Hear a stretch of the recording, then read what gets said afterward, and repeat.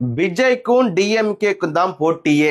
எதுல போட்டினா யாரு அதிகப்படியான பொண்டாட்டி கட்டுறதுல. விஜய்க்கும் டிஎம்கே தான் போட்டியான்னு கேட்டா யாரு அதிகப்படியான கள தொடர்பு வச்சிருக்காங்களோ அதுல போட்டி தான் டிஎம்கேக்கும் விஜய்க்கும்.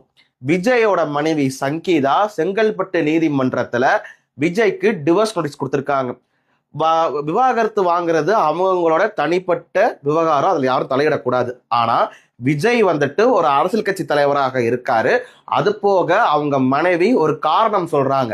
அவங்க என்ன காரணம் சொல்றாங்கன்னா, விஜயும் இன்னொரு நடிகையும் 2 வருஷமா தொடர்புல இருக்காங்க, நாங்க எவ்வளவு சொல்லியும் கேட்கல, அதனால நாங்க விவாகரத்து வாங்குறேன்.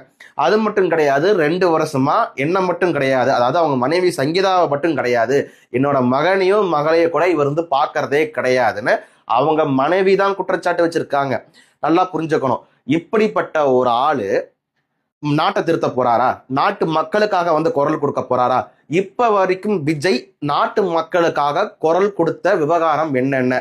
எப்பயுமே ஒரு 15 பக்கம் இருக்கக்கூடிய டைலாக்கை பார்த்து பேசிக்கிட்டு இருக்காரு. விஜய் எந்த பொதுக்கூட்டத்துக்கு போனாலும் ஒரே மாதிரி டைலாக்கை தான் பேசுவாரை தவிர்த்து வேற எதுவுமே பேசுறதே கிடையாது.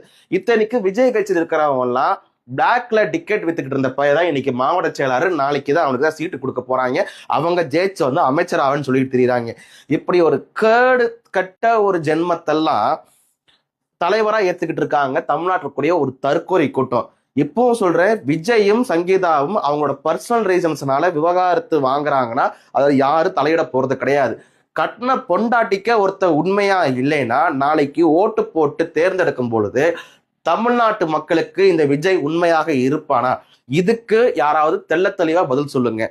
அதை விட்டு போட்டு வேற எதுவும் பேச வேண்டாம். யார் அந்த நடிகையா இருப்பாங்கன்னு எனக்கு டவுட்டா இருக்குங்க.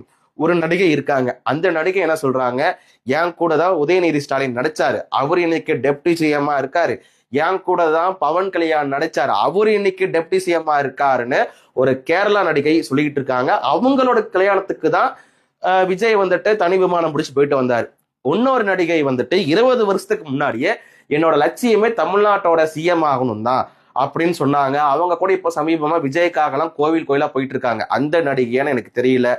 ஒரு மனைவிக்கு துரோகம் பண்ணக்கூடிய நபர் விஜய், அப்பா அம்மாவை கிட்ட சேர்த்துக்காத ஒரு விஜய், மக்களுக்காக குரல் கொடுக்காத ஒரு விஜய், செத்தவங்களை வீட்டுக்கு கூப்பிட்டு ஆறுதல் சொல்லக்கூடிய ஒரு கேடுகட்ட நபர் விஜய். இப்படிப்பட்ட விஜய்க்கு நீங்க வாக்களிக்க போறீங்களா? விஜய்க்கு செலுத்தக்கூடிய ஒவ்வொரு வாக்கும் திமுகவுக்கு செலுத்தக்கூடிய வாக்கு. விஜய்க்கு செலுத்தின வாக்குனாலதான் திமுக மீண்டும் ஆட்சிக்கு வரப்போகுது.